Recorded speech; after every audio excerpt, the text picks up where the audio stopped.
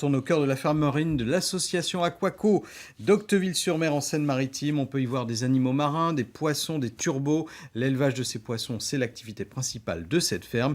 Et vous savez ce que ça mange un turbo? Eh bien, il y a toute une chaîne alimentaire, comme va nous l'expliquer Laurent tout de suite. Je suis maintenant dans le laboratoire et je tiens dans ma main le premier maillon de la chaîne alimentaire. Je suis avec Mathieu. Mathieu, le premier maillon de quelle chaîne alimentaire? Qu'est-ce que c'est? Alors, ce sont des algues, des micro-algues. Donc, des micro-algues. Comment ça a été récupéré?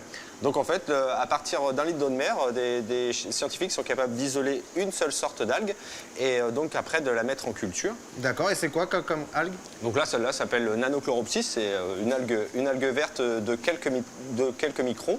Et donc, toutes les semaines, je pratique un repiquage d'algues. Montre-nous exactement ce que tu fais, comment ça fonctionne.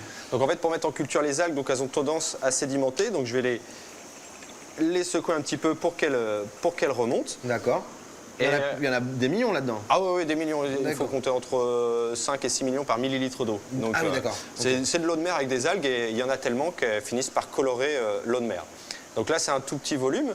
Donc je vais prélever à la flamme pour essayer de ne pas contaminer mon échantillon. Et donc je vais ensemencer de l'eau de mer stérile.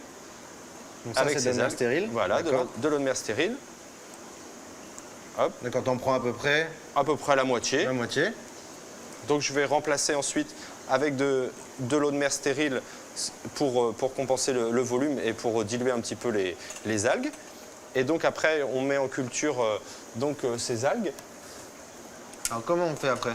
Alors les algues, c'est une plante, hein, donc en fait pour que ça pousse, il faut de la lumière. Donc je vais les apporter devant le mur de lumière. Alors vas-y, je te suis.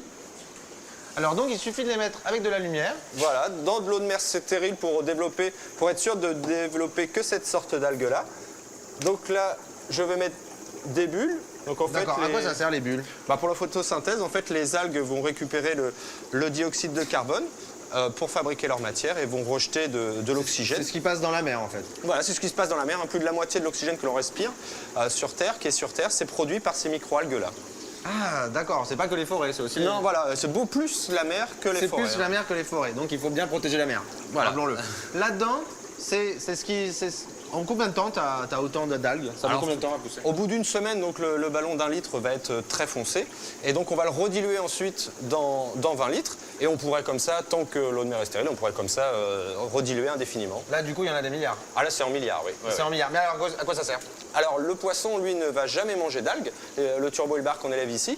Par contre, les algues vont nous servir à nourrir du plancton animal qui, lui, va nous servir à nourrir les larves de poissons. D'accord, et donc vous avez toute la chaîne alimentaire. Et c'est rare de tout contrôler comme ça? Alors, toutes les écloseries marines font cette chaîne alimentaire parce que le poisson, à l'ouverture de la bouche, en fait, mange de toutes petites proies.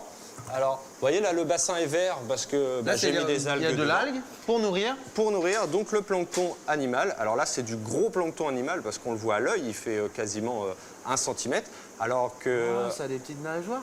Voilà, oui. Alors, c'est un branchiopode, c'est de l'artémia, ça s'appelle. D'accord, c'est monocellulaire? C'est unicellulaire, pardon? Ah non, là, ce sont des animaux, c'est la famille des crevettes. Ah, d'accord. Et là, par exemple, on s'en sert pour nourrir les hippocampes, Alors là, ils sont adultes, mais à la naissance, ils font 1,5 mm et c'est à ces tailles-là qu'on les donne aux poissons. Au bébé turbo. Voilà, exactement. Voilà. Eh ben, je trouve ça magnifique. J'admire ton travail, j'admire cette ferme, je trouve ça incroyable et on peut venir la visiter du coup. Je vous conseille de venir, c'est à Aquaco, Octeville-sur-Mer. Et je vous dis à une prochaine fois.